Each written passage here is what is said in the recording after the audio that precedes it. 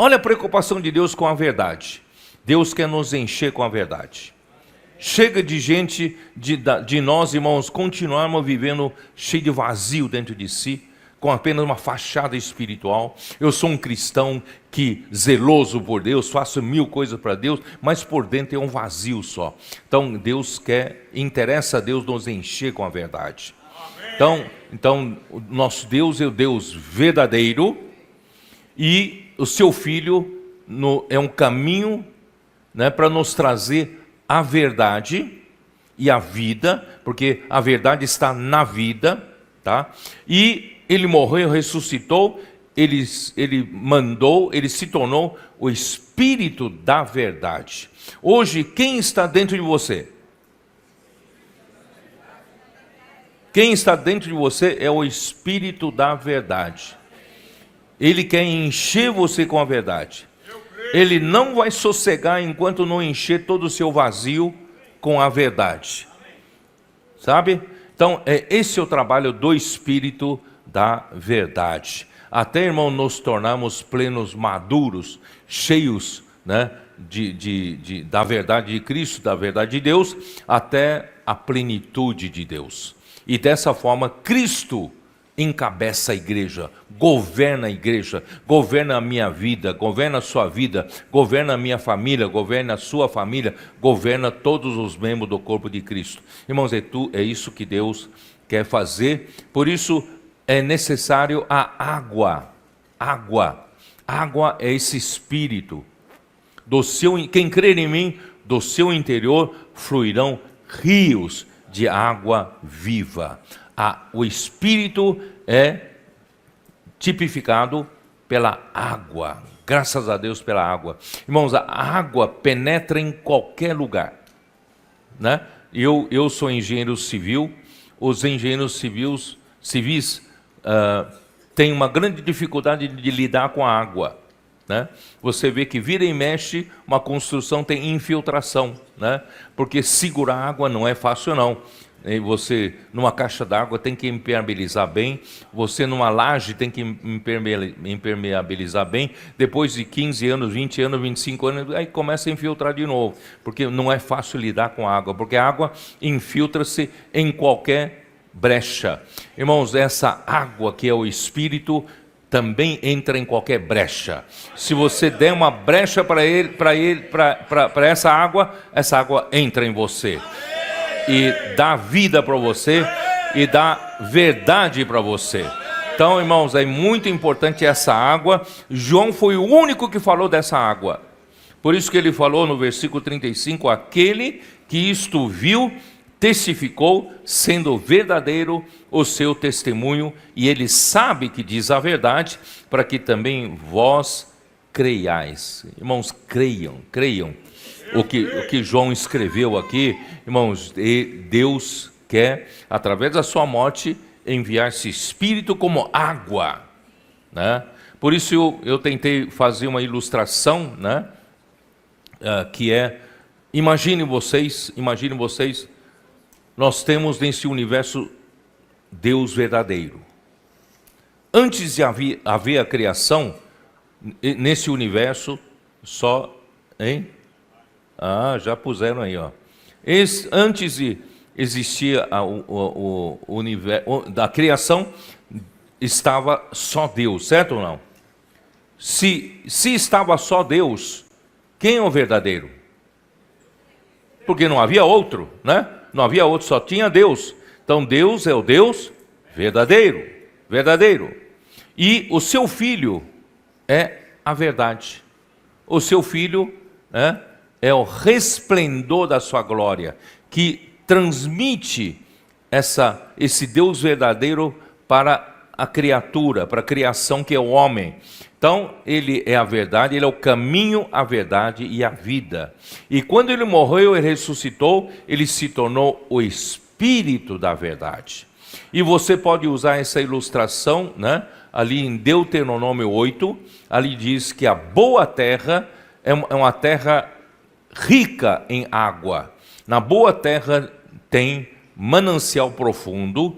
Esse manancial profundo tipifica o nosso Deus, que é riquíssimo em água, tipificado pela água. Essa água, irmãos, essa água é a vida de Deus, essa água é a verdade de Deus, né?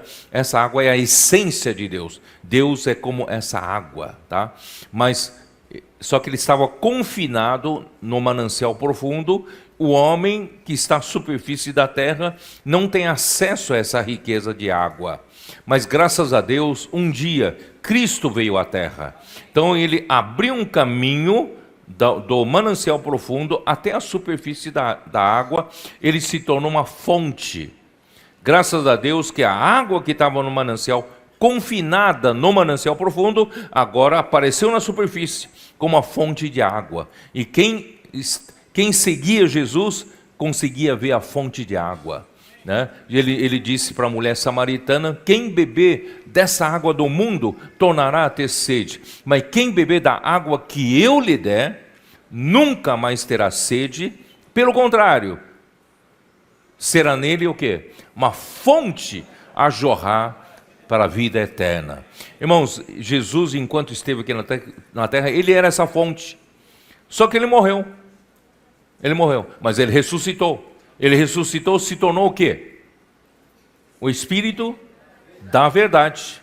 E o Espírito da verdade, irmão, deu continuação, que é continuação da fonte, irmãos, é o ribeiro, é o rio, né? E hoje nós somos alcançados pelas águas do rio. Foi ou não foi? Porque nós nascemos 2000 anos atrasados. Nós não conseguimos ver Jesus em carne. Nós nascemos 2000 anos depois.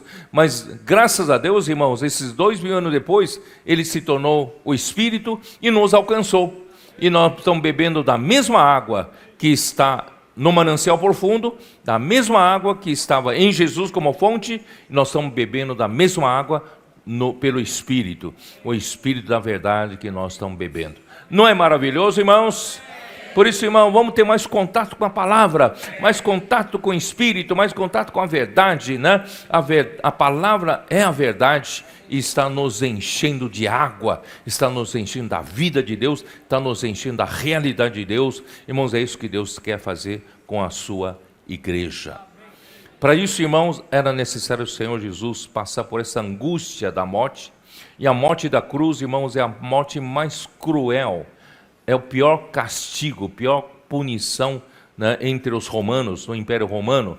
E era um negócio escarnecedor, né? Eles pregavam na cruz os piores criminosos e a crucificação, a cruz geralmente ficava à beira de uma estrada, de um caminho. As pessoas olhavam e desprezavam, cuspiam, né, zombavam, escarneciam. Irmão, Jesus foi colocado junto com os piores criminosos, né?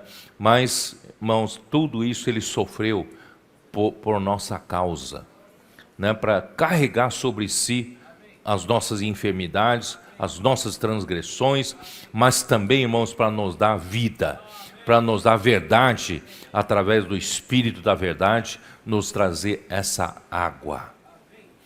E hoje, irmãos, nós vamos falar do capítulo 20, e o capítulo 20, irmãos, é a ressurreição.